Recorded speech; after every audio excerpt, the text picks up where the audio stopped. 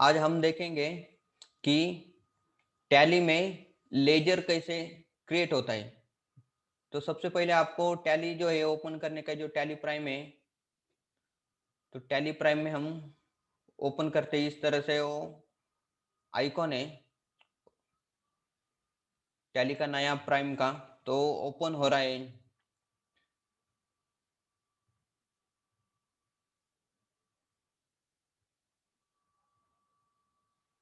Correct. तो जो tally prime है इस तरह से ओपन होता है। तो दोस्तों बहुत बार हम देखते हैं कि हमने नए कंपनी यहाँ पे जो बनाई थी, मगर वो कंपनी यहाँ पे दिख नहीं रही है। वो क्यों नहीं दिख रही है?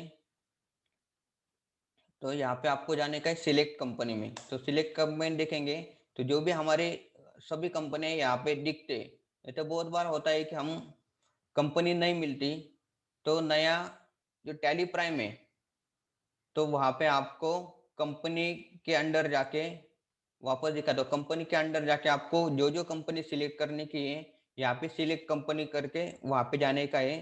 तो अल्ट F3 उसका जो है वो शॉर्टकट है। तो यहाँ पे क्रिएट एंटर करके हम देखेंगे इन्फो एड लर्निंग करके हमारा जो कंपनी, तो उसमें देखेंगे।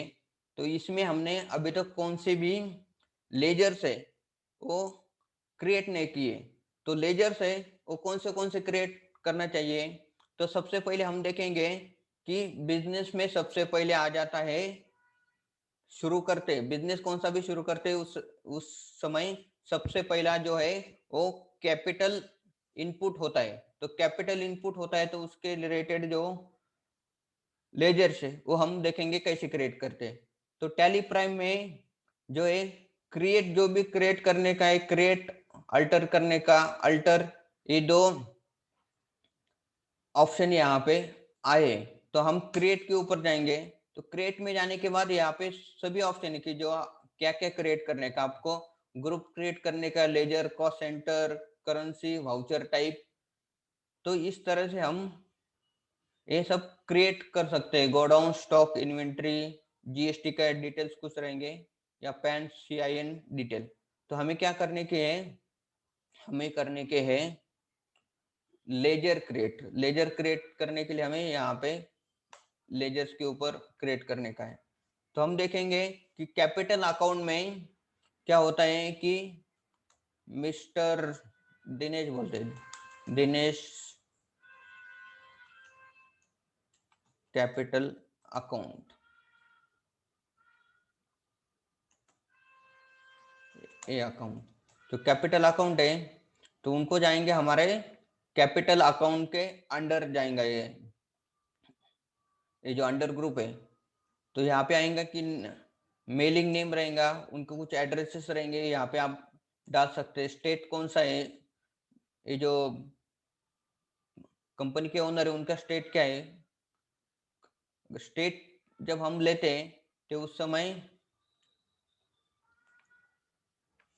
जो जो कंट्री है उनका नाम ऑटोमेटिकली आता है। अगर आपको ये छोड़ के दूसरा और कोई कंट्री यहाँ पे ऐड करने का है, तो यहाँ पे आपको न्यू कंट्री करके यहाँ पे ऑप्शन है, यहाँ पे आप टाइप करके नया कंट्री भी यूज कर सकते हैं। करेक्ट। तो ये सब नाम है वो आ जाएगा इसमें।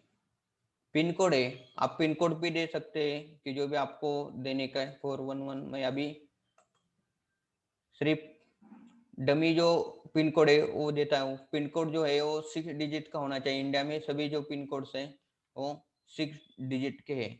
यहाँ पे बैंकिंग डिटेल, उनके कुछ बैंकिंग डिटेल वगैरह हमें प्रोवाइड करने के, तो यहाँ पे यस नो के लिए है, तो यस किया तो हम बैंकिंग की डिटेल है यहाँ पे हम डाल सकते हैं। मगर हम इतना डीपली अभी नहीं जाएंगे, तो हम नो करके आगे जाते हैं। यहाँ पे हम नो करते हैं। तो पैन डिटेल रहेगा तो पैन हम डाल सकते हैं। रजिस्ट्रेशन टाइप है, टैक्स की डिटेल है यहाँ पे। तो फिर आपका GST है तो वो कुछ डिटेल रहेंगे तो वो हम डाल के यहाँ पे आगे जा सकते हैं। उसके बाद में कुछ ओपनिंग बैलेंस रहेंगे कि जब भी हम नया कोई कंपनी है तो उस समय ओपनिंग बैलेंस नहीं आएंगे, मगर कोई पुराना कंपनी है, पुराने जो आउट ओपनिंग क्लोजिंग बैलेंस है वही ओपनिंग बैलेंस देने पड़ेंगे। अगर है आपके पास पुराना कोई ट्रायल बैलेंस के अकॉर्डिंग तो उसका जो ओपनिंग बैलेंस यहाँ पे डाल सकते हैं। तो मगर हम ऐसा ट्रीट कर रहे हैं कि जो बिजनेस है वो नया बिजनेस है और उसके कारण यहाँ पे कौन से भी ओपनिंग बैलेंसेस नहीं है। तो यहाँ पे जीरो करके मैं यहाँ पे सबसे एंड में एक्सेप्ट यस और नो बोलेगा, तो इसको यस करने का है तो ऑटोमेटिकली यहाँ पे यस हो जाता है।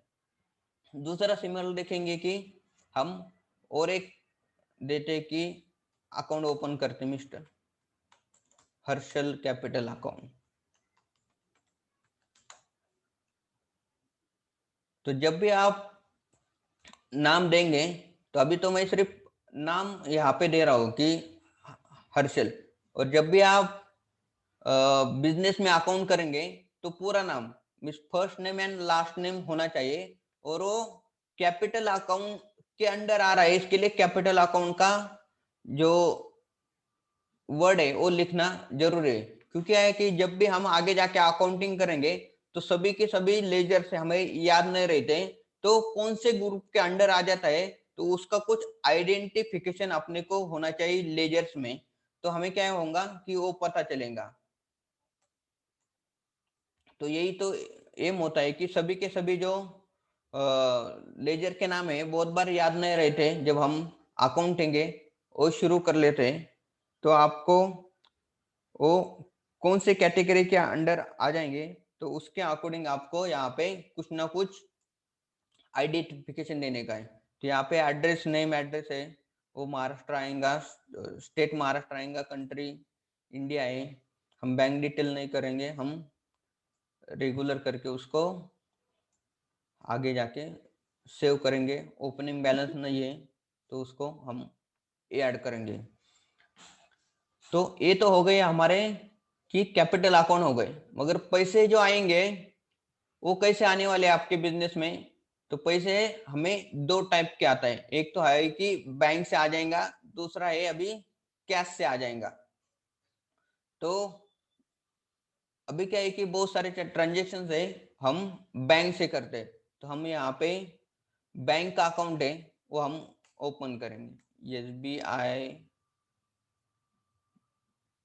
बैंक करंट अकाउंट, और हम डमी जो लास्ट 4 डिजिट है तो डमी के लिए डालते हैं। तो इस टाइप में लेजर से वो बनाना चाहिए, state bank of India current account, और लास्ट 4 डिजिट है वो आपके बैंक अकाउंट के होना चाहिए। तो बहुत बार होता है कि जब भी बड़े बड़े बिजनेस होते हैं तो एक ही बैंक में भी मल्टीपल अकाउंट्स होते हैं, तो कौन से अकाउंट में अमाउंट जमा हुई, कौन से अकाउंट से हमने पेमेंट किया है, तो अकाउंटिंग करने के लिए यहाँ पे हमें बैंक का अकाउंट नंबर 4 डिजिट यहाँ पे होना चाहिए। तो उनको जो अंडर ग्रुप जाएंगे यहाँ पे बैंक अकाउंट, बैंक अकाउंट जाने के बाद यहाँ पे आएगा कि अकाउंट नंबर, तो हम यहाँ पे डमी के लिए एक अकाउंट नंबर देते हैं। IFSC कोड यहाँ पे डालते हैं, कि स्विफ्ट कोड हो जाता है वो भी डाल सकते हैं। स्विफ्ट कोड जो है वो हमारा इंटरनेशनल ट्रांजेक्शन करने का रहेगा, तो उस समय स्विफ्ट कोड जो होता है वो यूज करना पड़ता है, कि जो भी अगर कोई अमाउंट है हमें आउट ऑफ इंडिया से फॉरेन से अगर रिसीव करने की है तो उसके लिए स्विफ्ट कोड होना चाहिए। दूसरा है कि अगर हमें पेमेंट करने का है तो उस समय भी स्विफ्ट कोड यहाँ पे मैंडेटरी होता है।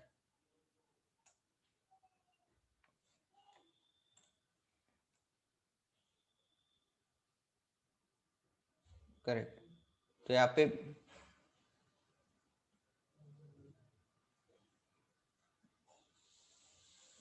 बैंक का नाम है, यहाँ पे हम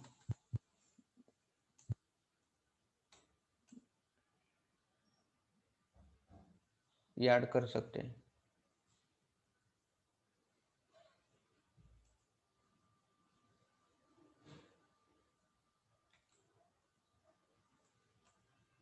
ब्रांच है वो भी ऐड कर सकते हैं यहाँ पे।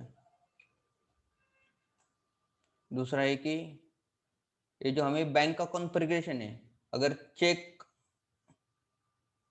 बुक है उसका भी हम डिटेल दे सकते हैं यहाँ पे।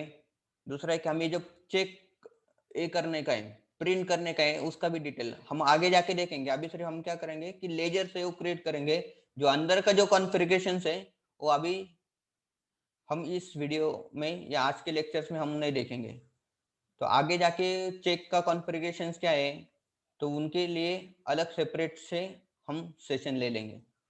ये जो आएगा कि बैंक नेम आएगा, उनका एड्रेस है, पिन कोड, ये सब चीजें आपको डालना पड़ेगा।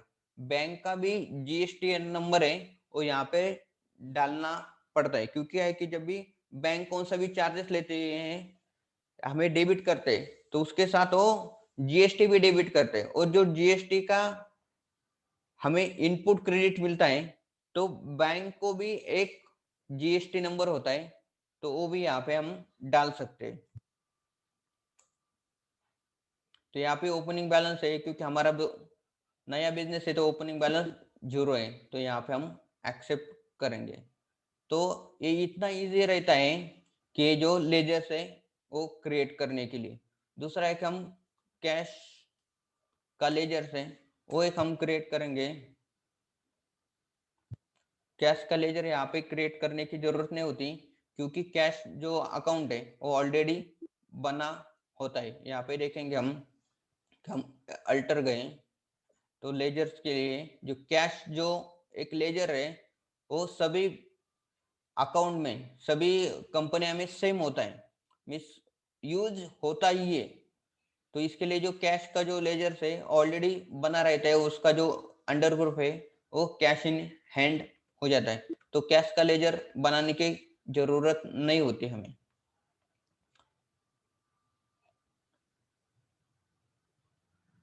तो हम देखेंगे कि लेजर से हम कैसे क्रिएट करते हैं, ये हमने आज देखा है।